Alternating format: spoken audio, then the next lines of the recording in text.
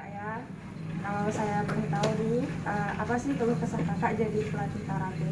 Keluh kesahnya itu sedikit sulit mengajar anak, kurang pantas atau kurang perkembangan seperti yang ada penyakit mental, terus penyakit kayak seperti anak disabilitas. Karena dalam karate itu bukan hanya orang normal saja yang tapi ada juga anak penyandang disabilitas yang saya latih. Nah, itu aja sih.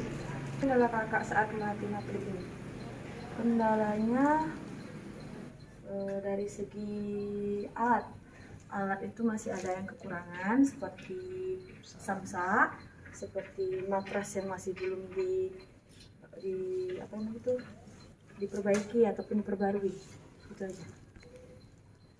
Hal yang paling kakak sukai dari atlet-atlet kakak ini apa? Yang saya sukai tetap untuk atlet saya itu dari semangatnya, dari semangat mereka berlatih atau menanyakan sesuatu hal yang baru kepada saya, itu yang membuat saya lebih semangat. Itu aja. Ada nggak harapan kakak ke depannya untuk para atlet kakak ini? Harapan ke depannya semoga atlet saya latih itu lebih berprestasi di kancah nasional maupun internasional. Bagaimana perasaan kakak saat ini telah menyandang gelar pelatih? Perasaan saya ya bisa dibilang senang karena tidak mudah untuk sebagai pelatih itu benar-benar dianggap sebagai pelatih, karena pelatih yang baik ataupun hebat belum bisa membuat atlet itu senang ataupun berprestasi, itu belum dikatakan sebagai pelatih. Baik Kak, selanjutnya dari kami yang mau kami tanyakan itu, menurut Kakak pelatih yang baik itu pelatih yang bagaimana Kak? Yang ditakutin atau disegani oleh atlet itu sih? Bagi saya, pelatih yang baik itu pelatih yang disegani. Apabila pelatih itu ditakuti, anak itu tidak mau berlatih dengan kita, ataupun mereka menjadi nggak mau lagi melatihan. Tapi kalau mereka menganggap kita pelatih untuk disegani, bisa, karena apa-apa yang mereka lakukan mereka tuh harus berpikir, oh pelatihnya segini, kita tuh harus bagaimana kalau ada pelatih. Jadi mereka tuh lebih menanyakan sesuatu sama kita dibanding harus ditakuti, mending disegani.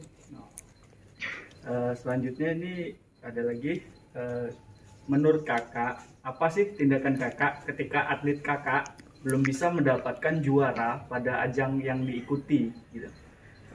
Tindakan saya sebagai pelatih apabila atlet saya belum mencapai suatu target yang dia inginkan, salah satunya itu tadi dari segi motivasi, latihan, dan evaluasi. Maka saya harus mengevaluasi atlet saya. Oh, ini salah saya, berarti saat latihan saya perbaiki sehingga di event selanjutnya dia bisa lebih baik lagi. Ini masih berkaitan dengan yang sebelumnya Kak. Selanjutnya itu, jika atlet kakak mendapatkan juara pada perlombaan, apa tindakan kakak? Memberi sanjungan yang tinggi atau masukan kepada atlet tersebut? Apabila atlet saya menang, Iya. Apabila atlet saya menang, saya memberi ada sedikit plusnya, tapi bukan harus memberi sanjungan yang tinggi seperti memberikan selamat, tapi tetap dievaluasi. Apabila atlet tersebut terlalu terlalu tinggi, nanti dia keenakan. Jadi tetap kita kasih selamat ataupun plusnya, tapi tetap evaluasi dia untuk jenjang yang event selanjutnya agar lebih baik lagi. Iya. Selanjutnya ini, apa yang kakak lakukan ketika atlet kakak mengalami masa di mana sudah tidak mau lagi untuk berjuang? Jangankan untuk berjuang, untuk berlatih aja dia tidak mau. Dia di mana masa yang dia sangat down sekali. Itu sebagai pelatih gimana sih Kak? Sebagai pelatih, saya akan melakukan tindakan memberikan dia sedikit motivasi ataupun pandangan, arahan untuk bisa dia pilih, sehingga kalau memang dia tidak mau berlatih, kita nggak mau memaksakan. Kalau misalnya sesuatu yang dipaksakan tidak akan berjalan dengan baik kan. Jadi Kalau emang dia nggak mau berlatih lagi ya udah, biarkan aja dulu.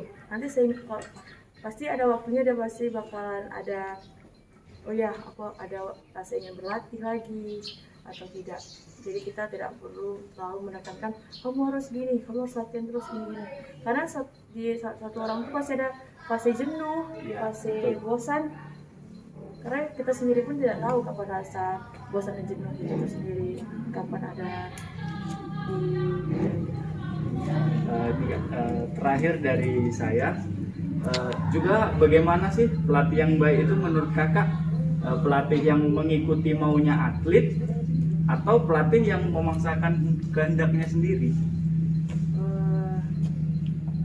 Kedua-duanya juga tidak bisa juga dibilang tidak baik, tapi sebagai pelatih yang baik, kemauan kita juga dijalankan, kemauan atlet juga dijalankan, jadi harus better. Sehingga apabila pelatih kita memberikan arahan atau perlakuan tindakan yang baik terhadap atlet, maka akan berbanding terbalik juga, atlet akan memberikan terbaik untuk pelatih. Baik, Kak, pertanyaan selanjutnya dari saya, apa sih Kak penyebab atlet malas latihan atau mager? Penyebab atlet malas latihan ataupun mager itu dikarenakan dari diri dia masing-masing, dari diri dia juga, ataupun dari faktor-faktor lain. Yang pertama, mana tahu seorang atlet itu malas latihan karena ya dari lingkungan, seperti sudah terlalu asik dengan lingkungan sekitar ataupun teman-temannya. Bisa juga jadi karena udah kalah nih, jadi mereka tuh tidak mau latihan lagi. Makanya itu salah satu penyebabnya. Yang kedua, gimana cara Kakak memotivasi atlet supaya semangat? Motivasi saya sebagai pelatih agar atlet saya rajin latihan, itu saya buat programnya tidak terlalu monoton, tergantung apa yang mau kita capai. Kalau misalnya minggu ini kita adakan adanya games atau latihan di luar lapangan, kan biasa kalau latihan karate kan di indoor, berarti setiap latihan tuh ada yang pembaruan baru agar atlet tersebut tidak merasa bosan ataupun jenuh. Selanjutnya, gimana cara mengatasi atlet yang nggak bisa diatur? Cara mengatasinya kita hanya perlu